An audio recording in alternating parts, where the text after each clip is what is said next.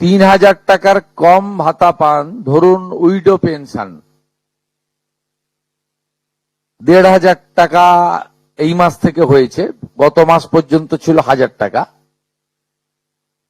তাদেরকে হায়ারটা দেওয়া হচ্ছে, ৩,০০০ টাকাটাই দেওয়া হচ্ছে অন্নপূর্ণা যোজনাতে।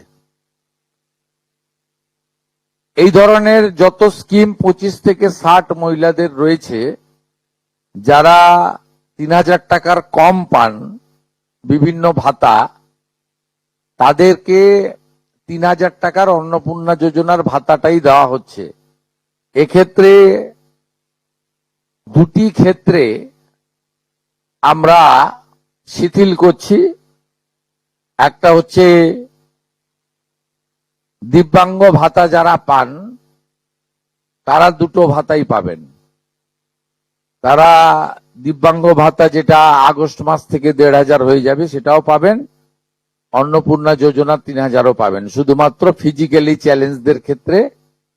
আর পিএম কিষাণ সম্মান নিধির ক্ষেত্রে, এই দুটি ক্ষেত্রে আমরা এটাকে শিথিল রাখছি।